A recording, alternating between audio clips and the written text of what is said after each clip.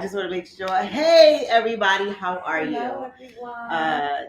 Welcome to the Watch Her Win Mental Health Forum with my beautiful guests, Natalie Mena and Victorious de Costa.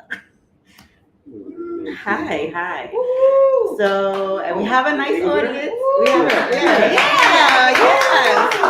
have a nice audience back here. Yes. So today we are honoring Mental Health Awareness Month by having a very important discussion, which is needed in our community and for our people. And again, I'm honored to have both guests here with me today on our first Watch Her Win live streamed event to discuss how mental health matters. Okay, so I'm going to hand it off to Natalie first so she can go ahead and introduce herself. And then we're going to go to Victorious so he can introduce himself. And then I'm going to start with some questions. And we're going to take it from there and have a very open conversation. Yes, thank right. you so much, Obioma. I appreciate you having me here and Watch Her Win. I'm Natalie Mena. I'm a psychotherapist and also business owner of Phoenix Rising LLC. I've been doing therapy for about, more than 10 years, close to 11 now. And it's just something that's so taboo that we need to start talking about. Amen. Victor. I'm Victorious de Costa. I'm everywhere. Victorious de Costa. Hello. I'm a filmmaker, and most of my films are the subject of some sort of mental health, depression, things like that. Okay. In the field, I am a hypnotist. Okay. Not the kind that most of us know of. Not like Shallow Hal. Not like Okay. Shallow. Well, okay. So we'll get into that. But Okay, we'll get I into would that. say more like Shallow Hal than anything else. Okay, cool. No Dracula and like that. But that's Okay. very intense. That's right. What are my favorite movies? All right. I'm from East Flatbush, New York, small town. Flatbush. We got Brooklyn and the Bronx in the house, so Shout out I'm to Flatbush. loving that. I'm loving that. All right. So we have the audience repping with a very Yes. loud. So we're gonna start off. We're gonna jump right into it, and we're gonna start off with the first question. And are you ready? Yes. Okay. Whenever you are. So we all know that mental health has been a big taboo in our communities forever, right? I could just say forever. I remember a time, just growing up, and you would see someone in the neighborhood, and you don't know what's wrong with them, and they were crazy this or crazy that, right? Protected, but the title was crazy. When things would happen in the house, no one knew what to do with it. People losing their temper. We take them to the doctor, and the first thing that people that are outside of us would medicate, right?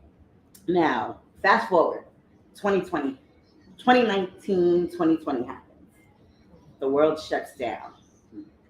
And there is this alarming rate of Black people and brown people suffering severely, and the word is starting to be spread, right, about mental health. So I just want to know, since 2020, the topic of mental health has grown.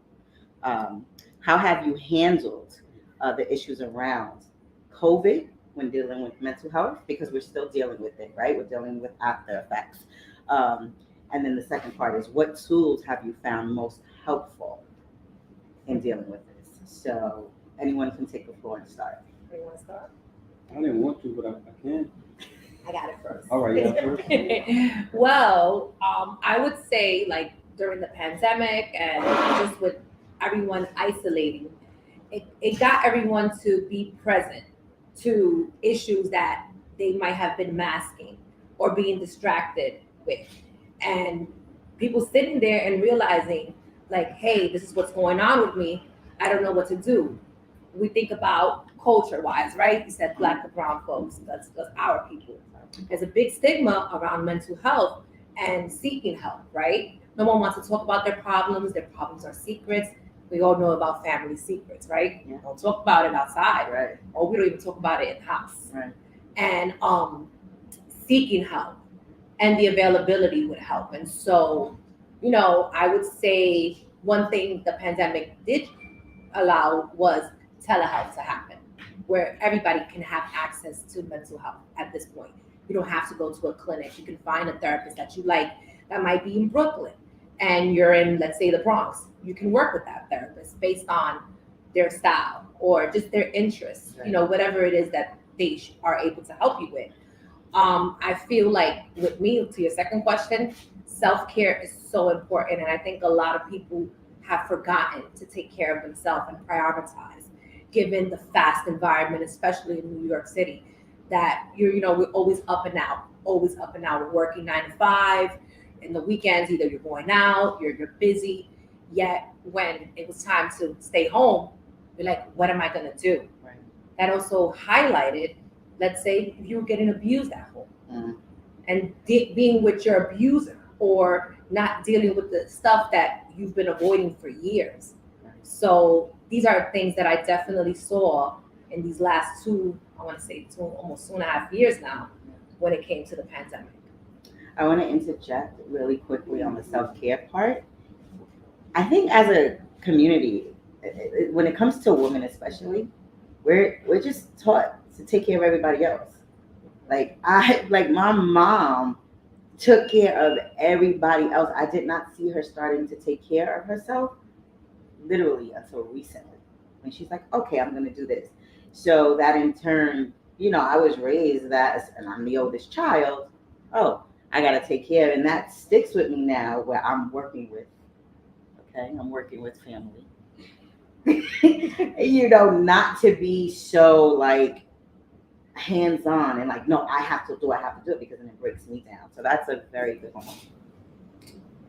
Servitorious. First of all, we're not going to do is give me the Gregory Hines tap challenge. You're not doing that to me. What you got, bro? So I was saying ditto, right? And everything you said, I agree with. I wanted to add that the mental challenges that we've seen during pandemic, from my perspective, they haven't raised. Just people have been really expressing them a little bit more. I think that there are people who, being inside, they cause a certain amount of issues, but then, like you were saying, there's exacerbated issues that were already there, right? I look at the George Floyd travesty, right? Murder. Right. The state-sanctioned murder of George Floyd. Right? Yeah. I look at how it was a time in which corporate America, for the first time, allowed Black people and brown people to have feelings. Yes. Right. And so if you know anyone that's in corporate, it's just so much they were giving, right? And unfortunately, in this part of the world, we sometimes do need sanction from those in power, the ruling class, for ourselves, right? It's like kind of like the mother one. So they made it. I hear an echo, and I don't want to act like I don't hear the echo. Yeah. I don't know when what that you goes at.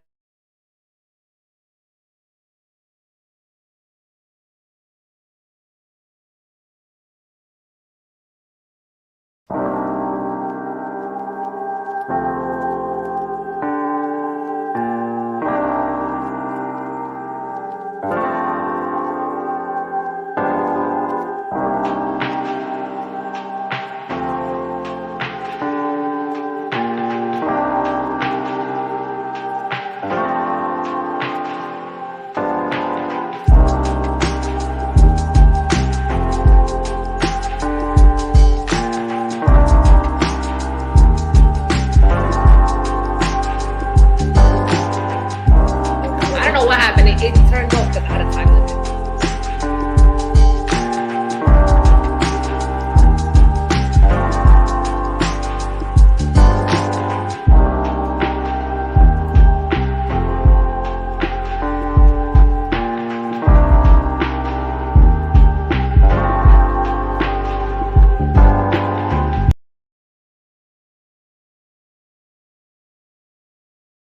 said something, and everybody was like, wow. And then something happened. Yeah, you know.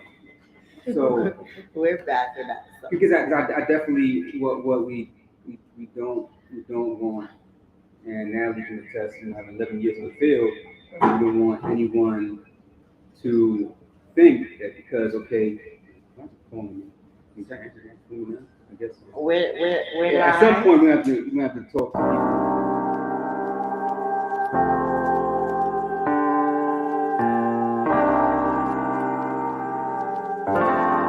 Volume. Right. If it could. It's It's gonna mess up. You. Ay, yo no quiero hacer. So I should just mute my speaker then. Okay. All right. Cool. So mic is on, and all right.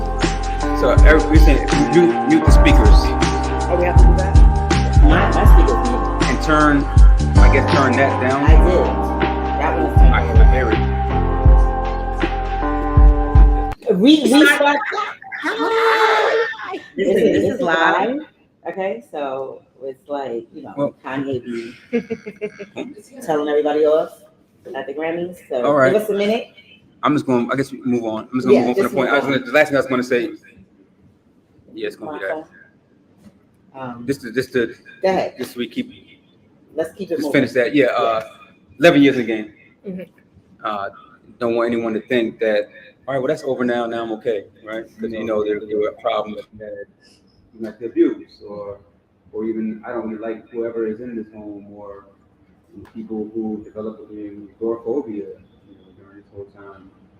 That we look at therapy as like a remedial thing. And it's like I need this remedy whatever it is that's going on right now. And now that that's over, it's still important to keep on with your mental self-care, even though the things that you think triggered you to go to therapy or seek help might not be in your face anymore, but still you might need to keep on with that. That's how I see it. So me personally, I did a lot of therapy.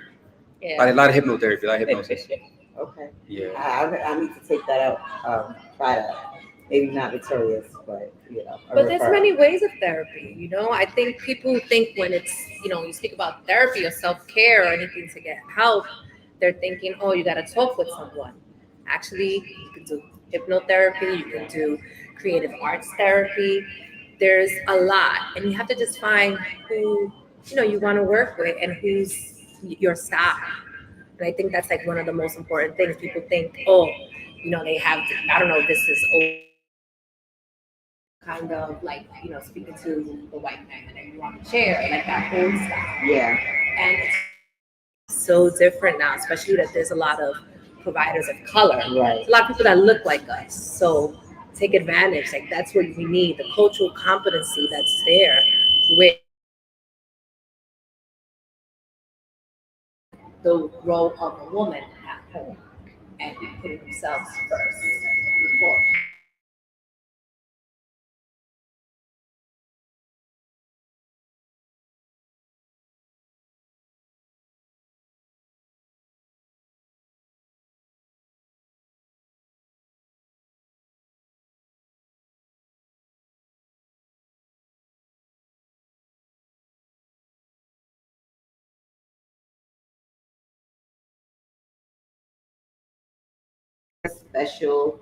specialty, right? So it's then you have the other thing of people not being able to afford it.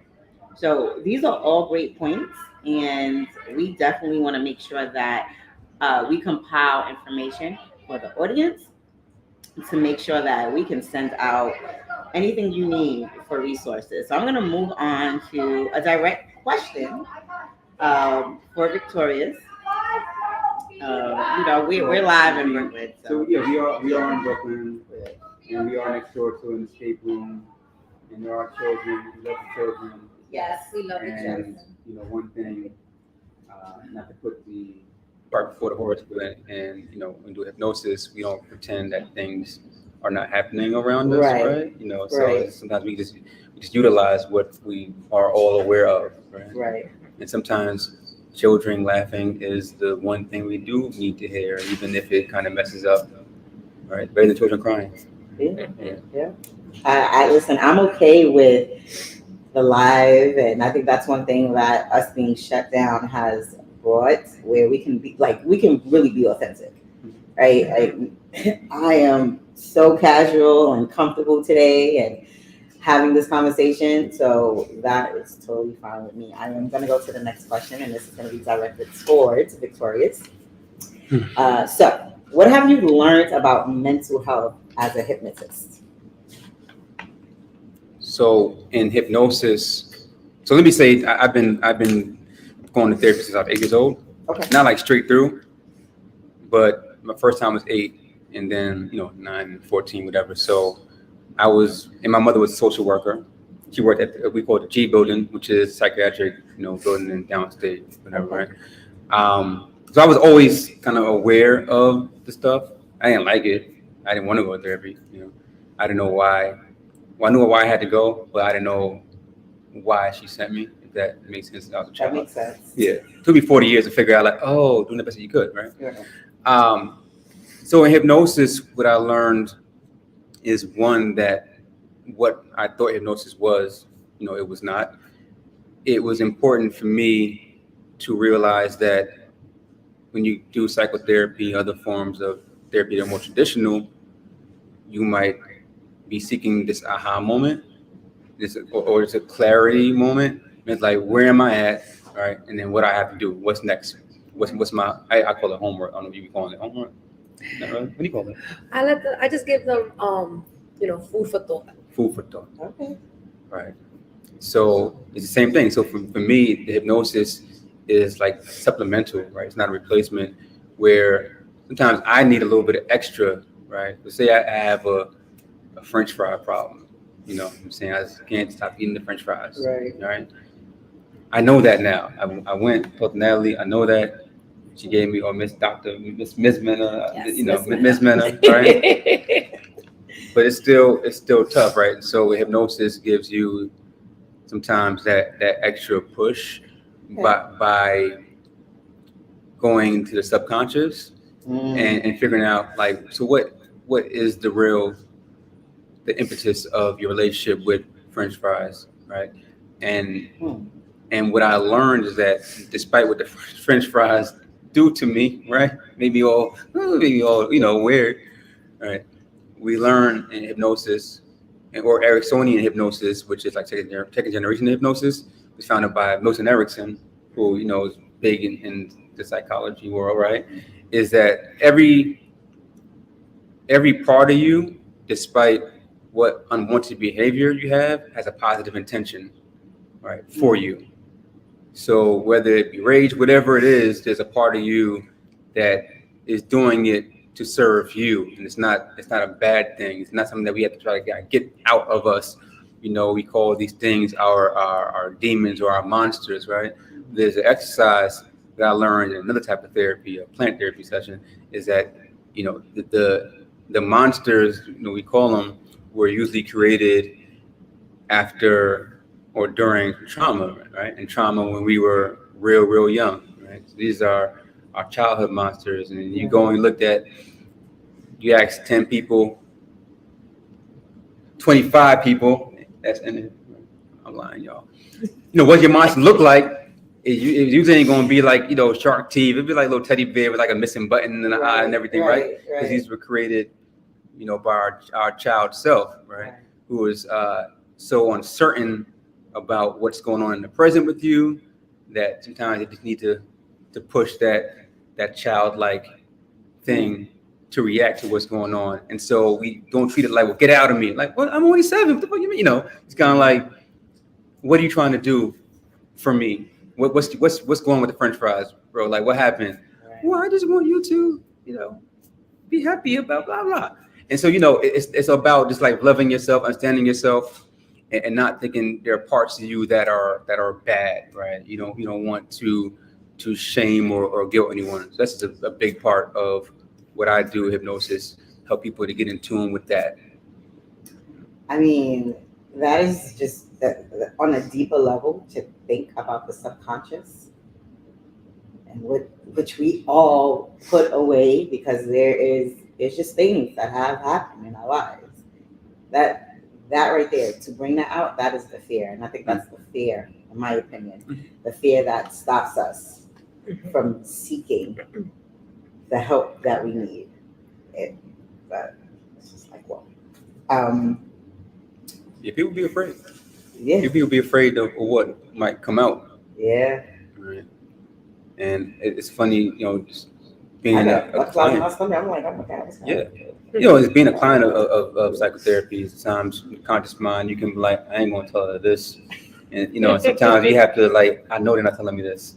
And with other types of therapy, therapeutic exercise, those I don't say you're defenseless, right? We're not against each other, but sometimes you just need like some more sessions or other type of things to just, hey, look, you safe in here, give it up to me. I got your back, type of thing. I'm looking at the audience. How many of y'all would get hypnotized? Okay. What? By the end of, Or would get?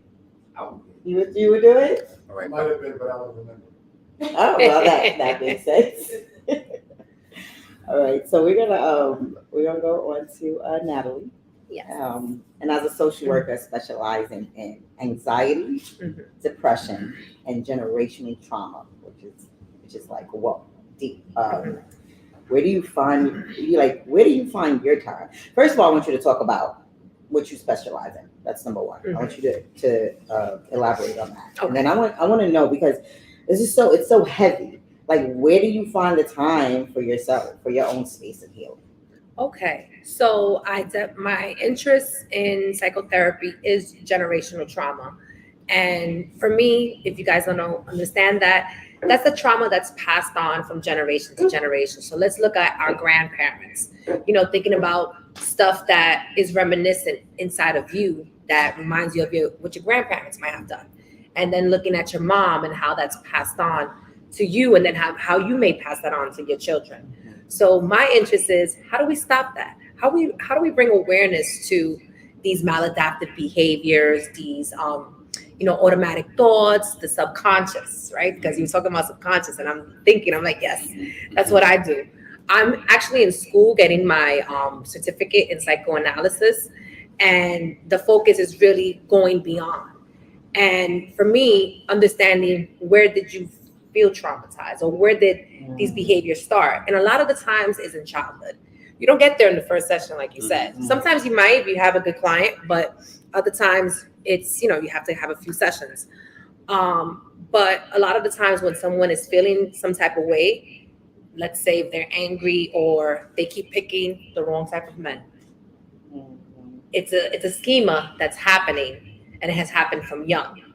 And then you look at, when did I first experience this type of relationship? A lot of the times it happens with the first male figure in your life. I don't want to say dad, but it can be a caregiver, someone who you loved unconditionally, and getting to that part of the brain, or let's say the unconscious, and bringing it up and bringing that awareness. I like to help my clients reframe what they perceived, because a lot of the times they can be stuck at, let's say, 30 years old. You're still, reacting like the way you would have, let's say, if you heard something at 6. Right. And it's like, are we there still?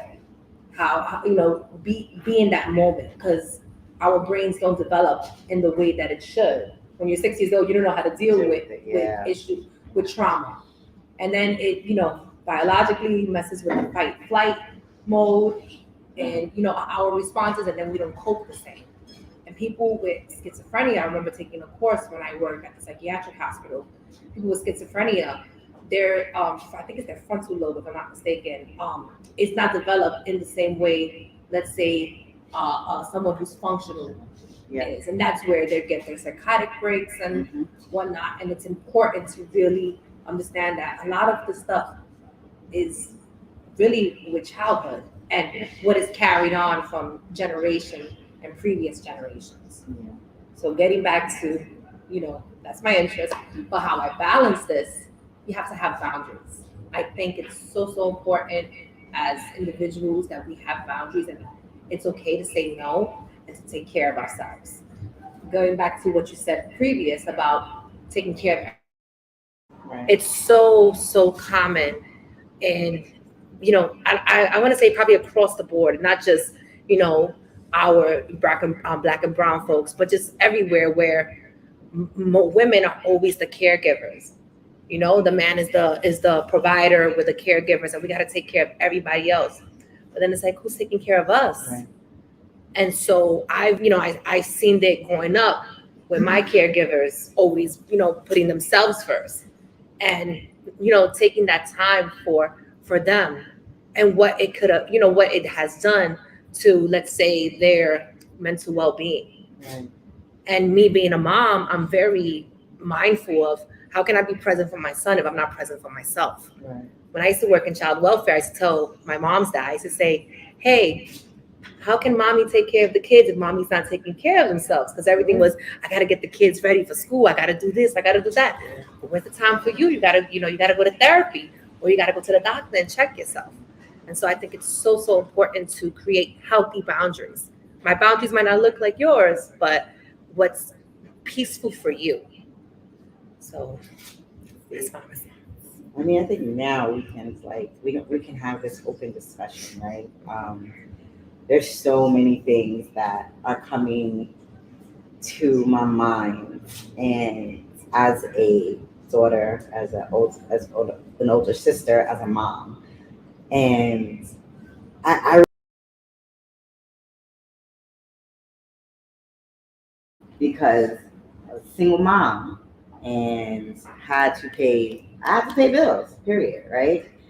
And I still have this note that she wrote me, and she was in like kindergarten and first grade, and she's like, Mom, I just can't wait till you have one job so you can spend more time with me, right? So I'm like, wow. I think about where I am now and how hard I work, but then there were pieces that I took away that really affected my daughter, right? Think about my brother, who when there's a mental health space and things have happened, and the person that's dealing with mental health causes trauma to the family, it's very hard to forgive. So I know for a fact, like I can be very transparent, we are having this conversation to be open. Like, it's like my brother has done some things and it's hard, right? Like what I have chose for myself and my daughter and our safety is, I can't have you this, because if I don't protect myself, then who's here to protect my daughter or even my mom, right? It really gets embedded into what you both are saying, and just openly. How do we deal with that? How do we deal with someone who is suffering from mental health and has caused harm? And then what do we do? It's hard. It is. And I commend you with the boundary that you created. That's a healthy boundary for you. Others might think, that family first. Mm. You can't do that, For a long right? time. Even in the family member who abused, sexually, physically, anything, Right. to one of the kids, but we don't talk about that. And that family member is still able to come around. Right. It's so important that you created that boundary, and I commend you for that. And dealing with mental health in families, it's very hard. And knowing when enough is enough. Yeah. Meaning you can't help everybody. Right. We can take a horse to water, but we can't force them. So you have to let people be. And I think a lot of the work that I've been doing, and I go to therapy myself. I think every therapist should go to therapy. I've been in therapy for 10 years, and it's the best thing that I've done for my sanity and for my boundaries. The healers need healing. Yes, we do. The healers do need healing. It's so important to really focus on, this is what works for me and this is what doesn't. And stepping away, not personalizing others' actions. What others do to you is more of a reflection of them than of you. Right. And that's one of the hardest things that I think people sit on in therapy is that awareness of how did I contribute to my own pain. Mm. I'm in therapy. So. I am in therapy, y'all. Okay.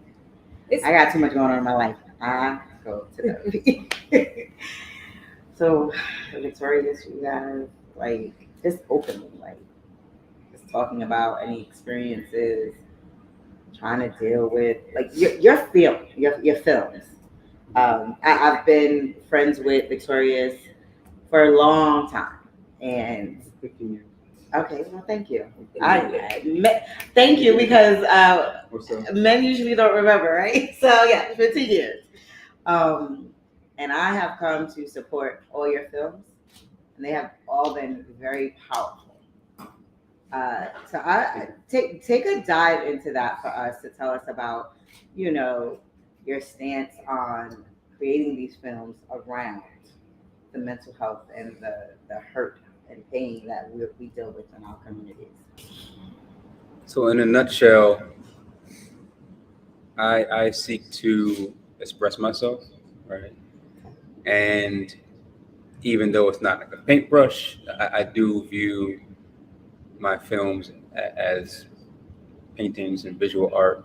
And even though I'm using real people, I'm doing documentary, in my mind, I'm still just like, it's like brushstrokes, right? And so expression of things that I've been through is very important for me, but also expressing things that people I know have been through.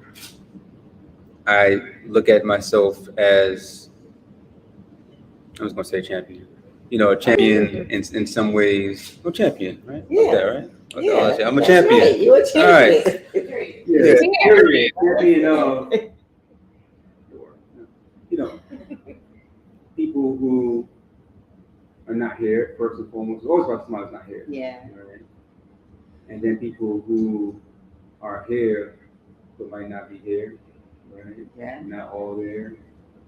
And then there are those who, like I have a friend, one short film I did, it ended up winning an award, but I wasn't going to go to the award ceremony. I was just going to, just get out of here, right?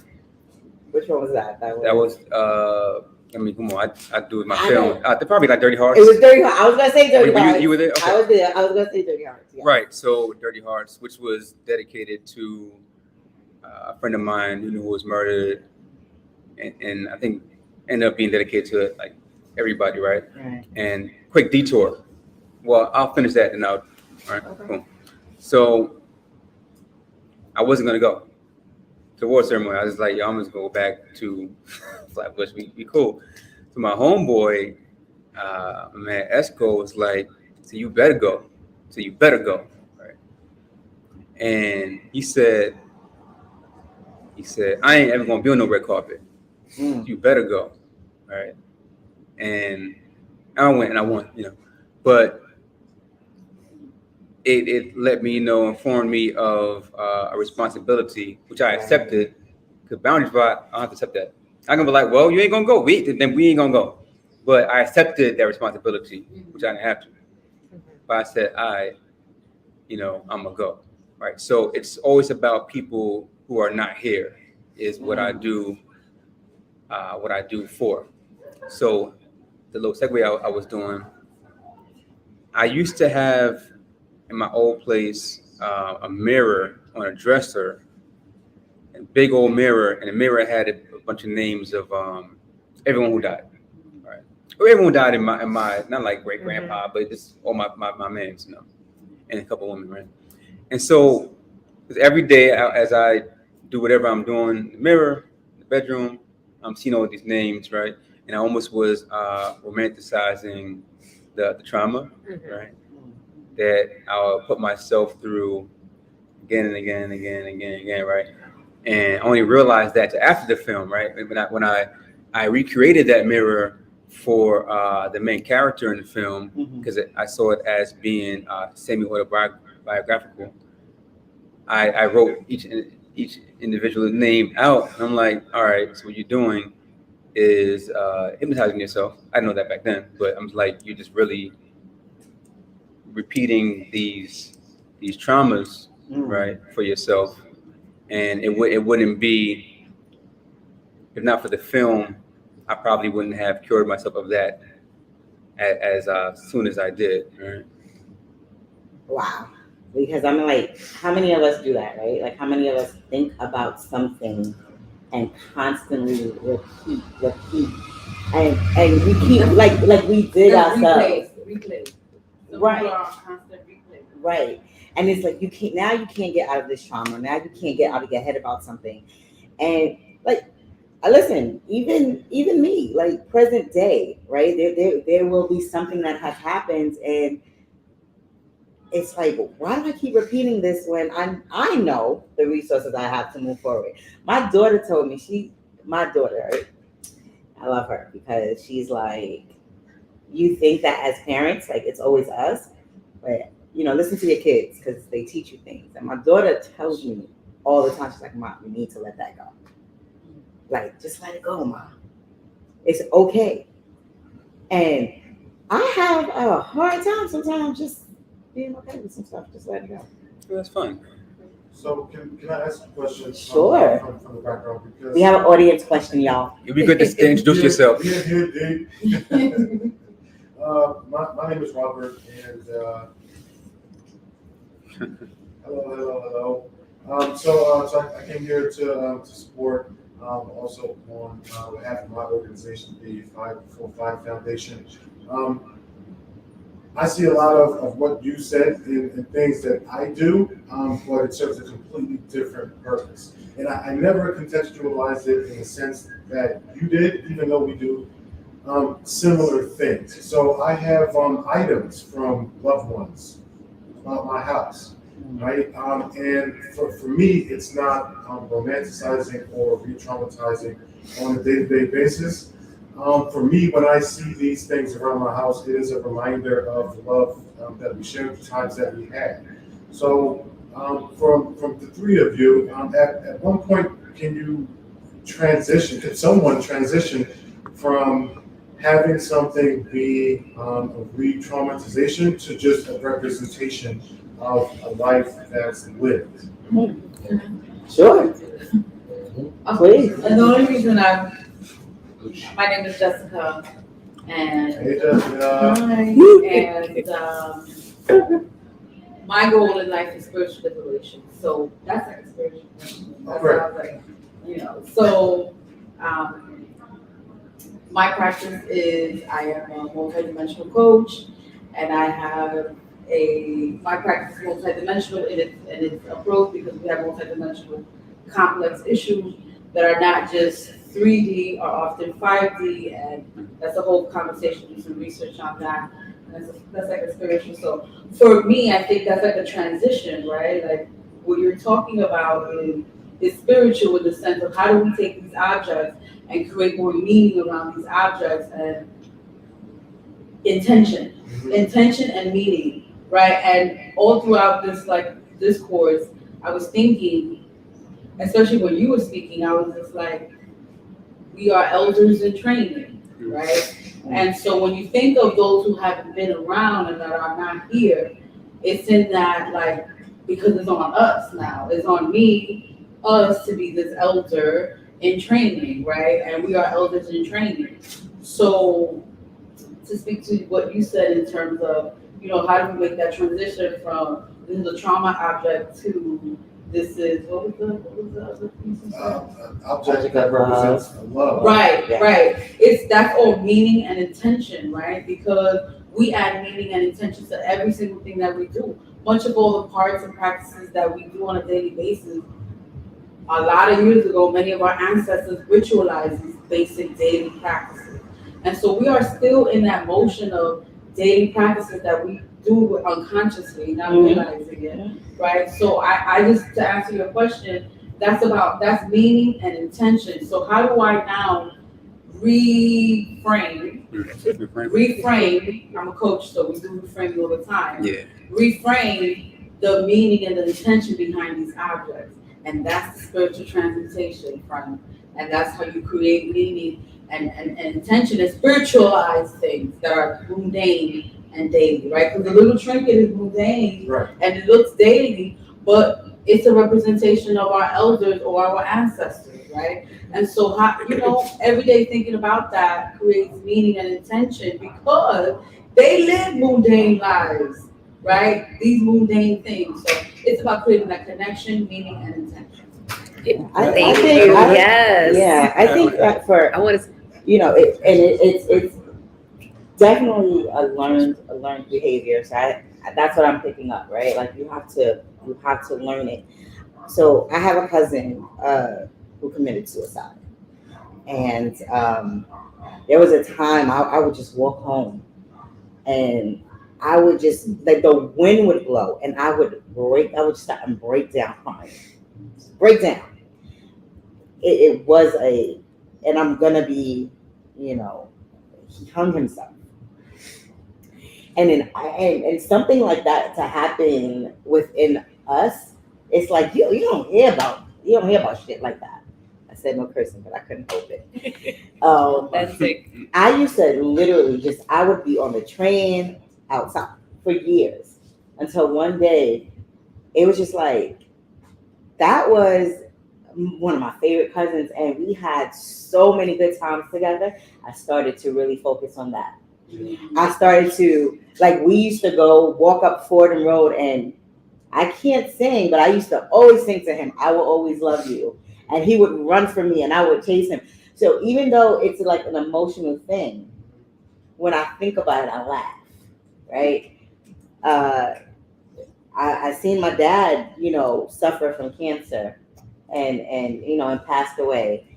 And it's traumatic because being the strong one, he told me, "You're the logical one, you're the strong one. You gotta keep it together." So it was hard, right? Dealing with it mentally. So every time I hear "One in a Million," that was his song to my mom, I would be like boiling out of control. But then it's like, no, those are the nights we had karaoke night in the house. So I play it, and it's okay that I cry. It's okay. Yes. But that's what I remember. It was like, "Oh, you guys are gross," because that's what he sung to her, So it's definitely a learned behavior, because I think as a community, every day we are facing trauma. Every single day, as Black and brown people, we have to go outside and face trauma. Every time we look at the news, we are facing trauma. So it becomes the norm. How do we get to learn it? How do we get to break away from that suffering and struggling? And I'm gonna give the floor back to our speakers just to speak on that, and then Well, gosh, there's so much that was just said.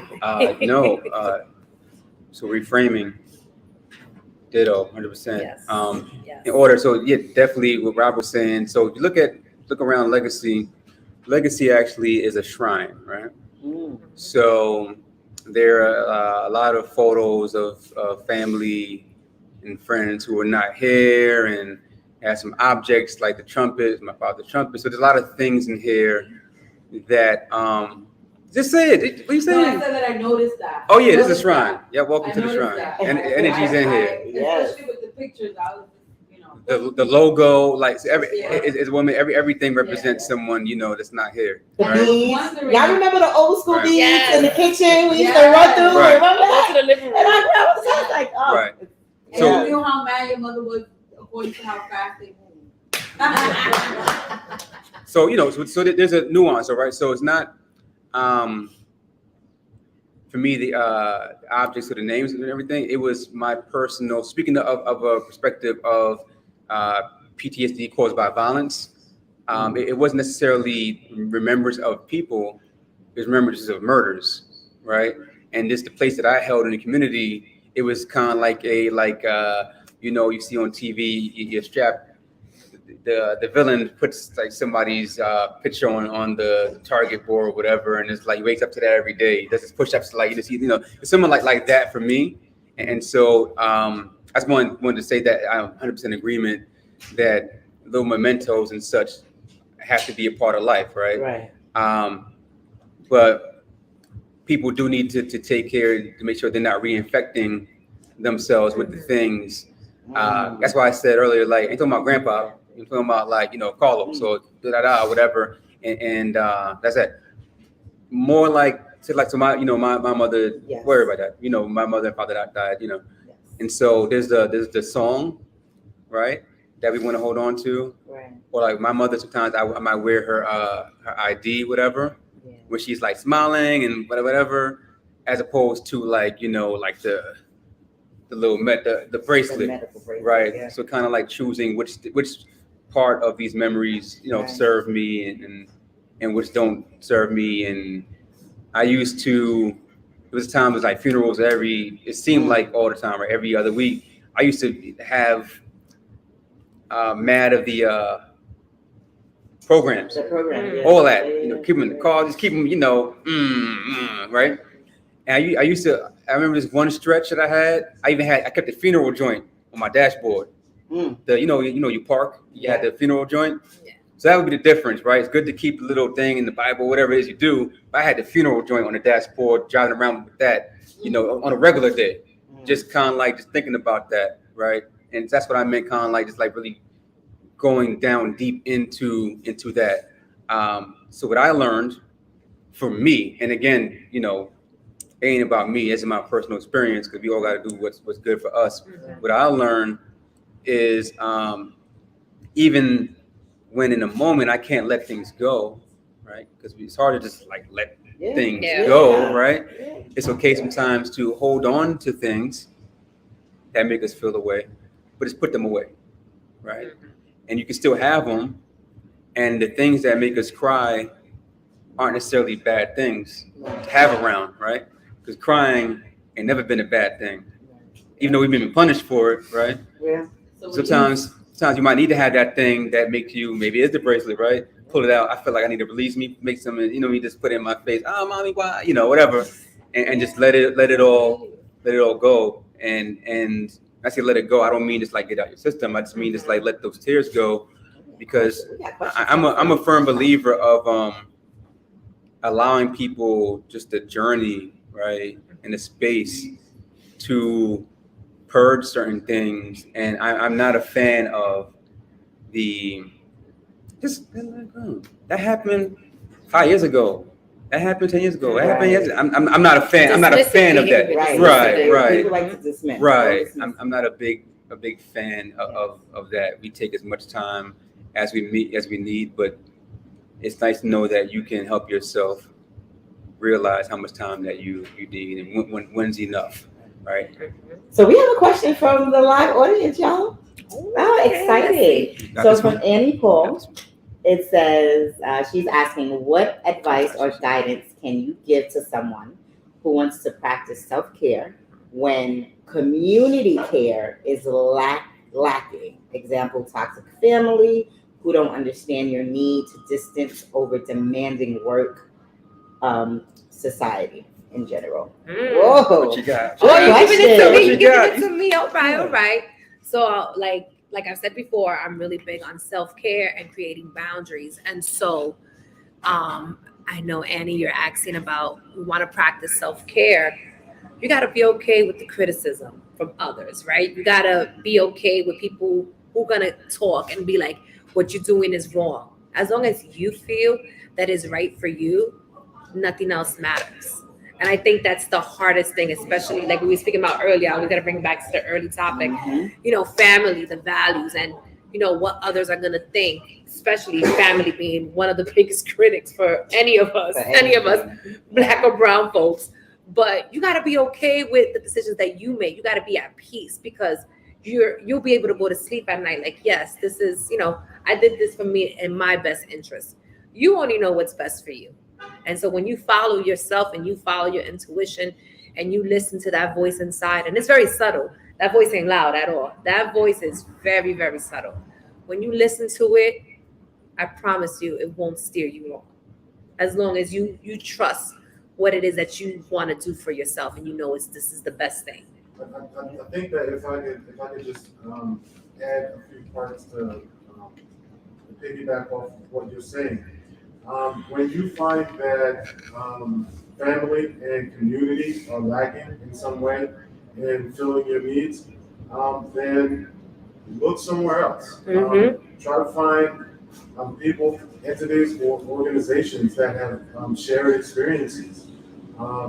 It's not just like AA or NA that have support groups that are available. Do your research online, or have you? Try not to get lost in the rabbit hole, of course, but also look to spiritual leaders if you're spiritual.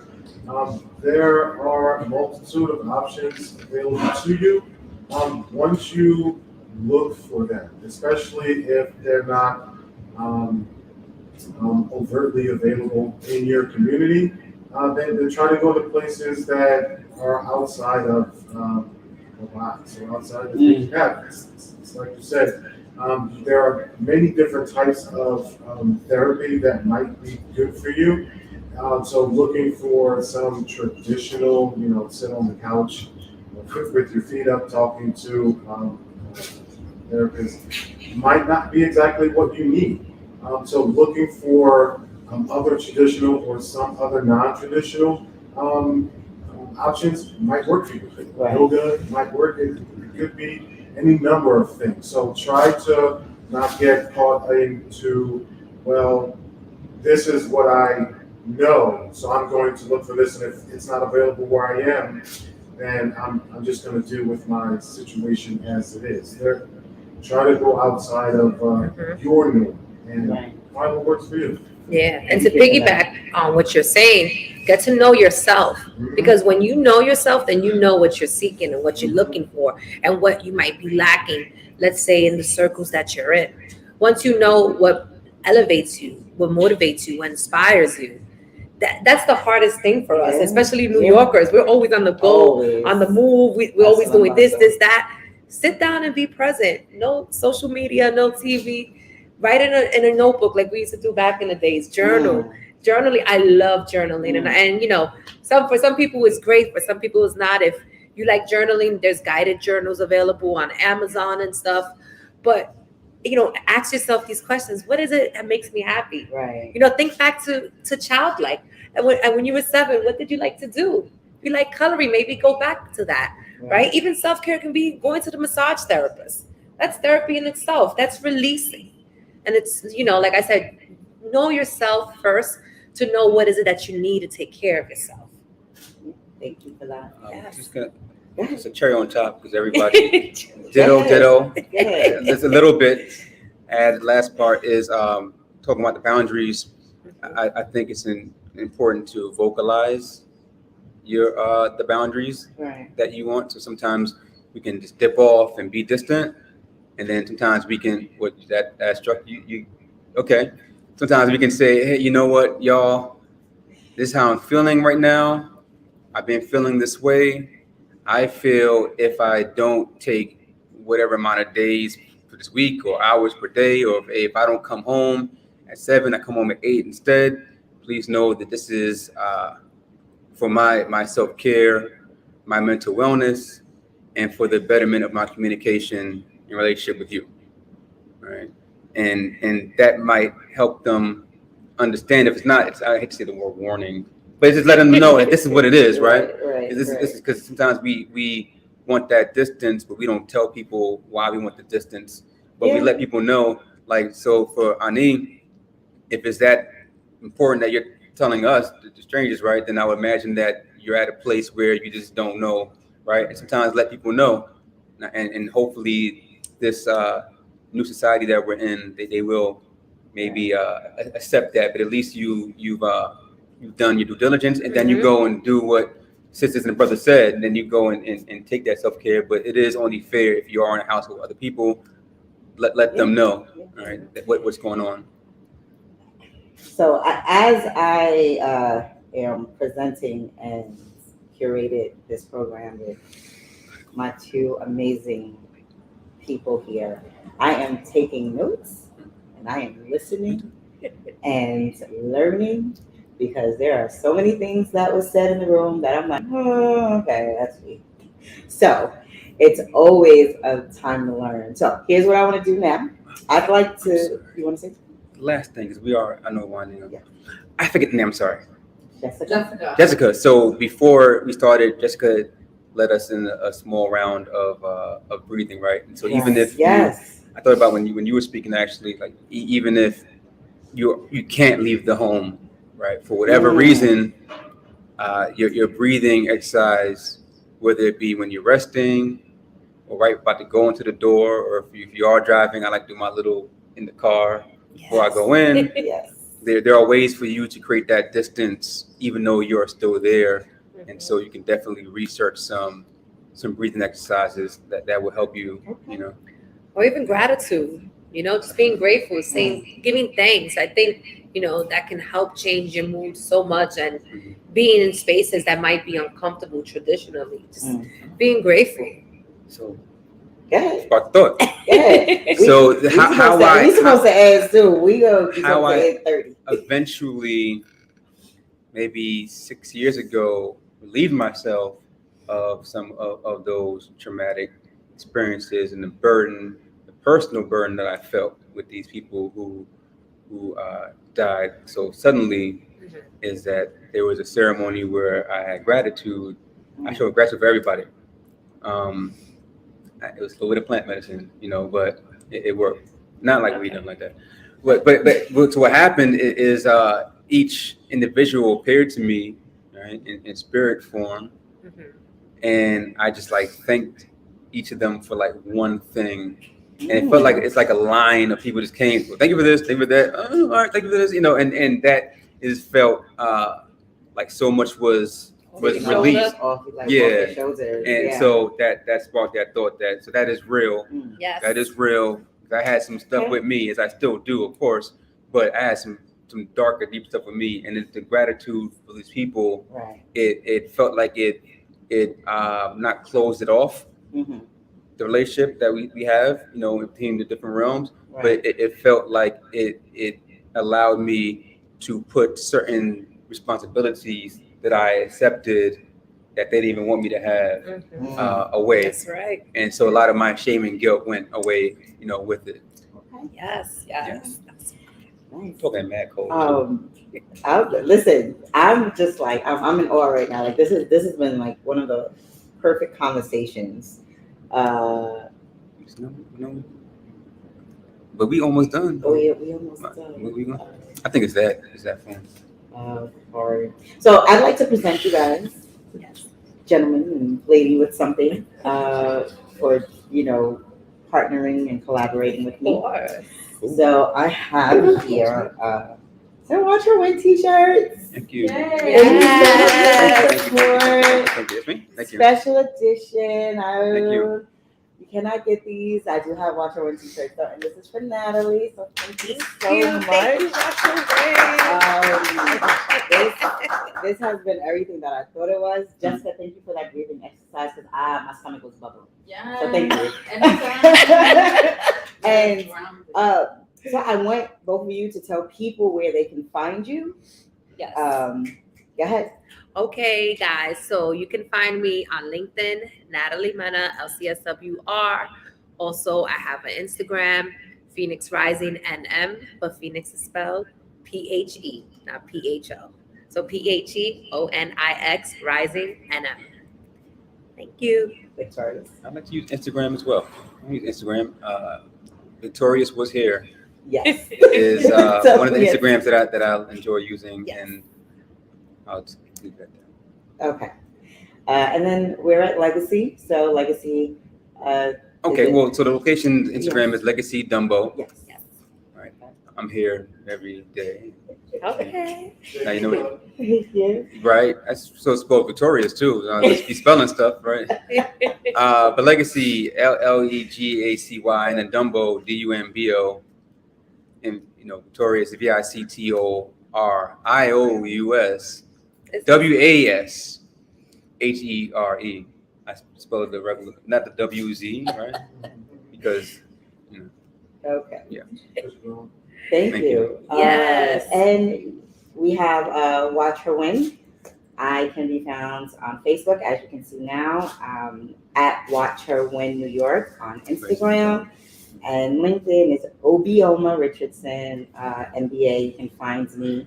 Right now, what you see is the next event that we have coming up. I will be hosting and moderating along with Harlem's artist Black Rose, and we will be celebrating Juneteenth. So keep an eye out for that next month, and we have some more things coming for Watch Her Win.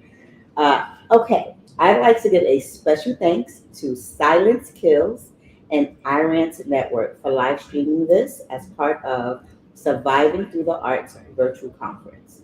So that's the other piece, and maybe a surprise for anyone who knows me. And I didn't know this, and I'm very honored and grateful that this entire conversation will be streamed on Saturday, May 21st, part of an inaugural conference. And this would be Watch Her Win's first time sponsoring and being a speaker. So I am honored and happy. And I promise I won't tear up, but I can't help it because I just want to give a special note to both of you, right? So I've known Natalie since she was about 4 or 5 years old. Oh, wow. Right? Her sister and I went to high school together, and I became part of the family very quickly. So the fact that I have this young woman here in front of me right now is nothing short of amazing. I am so proud of you. I am so proud of you. I am so proud of your journey. I understand what you've been through in your life. I understand your losses, and I am there all the time. I am so proud of you. Thank you, Obi. I love you, and thank you for having me. I really appreciate it. And to my man Victorious, he remembered y'all 15 years of friendship. Okay, we have supported each other in every single aspect of our lives and our business. And thank you for continuing to be there for me and supporting me.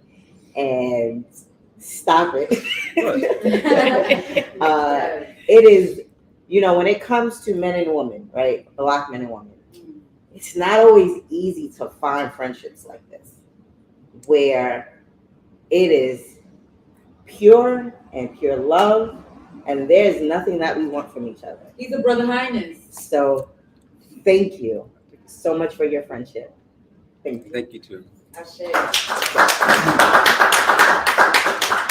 Any last words? I don't know. Put yourself first, guys. Yeah, cry. You cry. And sometimes when people cry, let them cry. You don't gotta hush them. Oh, it's okay. Crying is good. Yeah, it takes time to cry, right? Crying is healthy. People don't understand. They're like, "Oh, I'm sorry. Why are you apologizing for crying?" It's so healthy, and it's the older I get, I just cry all the time. It's okay. I cry all the time, but it's a release, and you don't need to carry that. Crying is just releasing. Thank you. But thank you so much for having us. This was such a needed conversation, and I'm looking forward to the many more that we'll have. Yes. And I'd like to also thank We Cafe for catering. Yes. Today. We made sure she got here. So thank you so much to Mel from We Cafe. I just feel so blessed. And thank you to the audience. Yes. Okay. Thank y'all. Thank you so much. And on that note, we're going to close out. We will see you very soon. Thank you, Watch Her Win fans. Yes. Thank you, everyone. Bye. That's okay.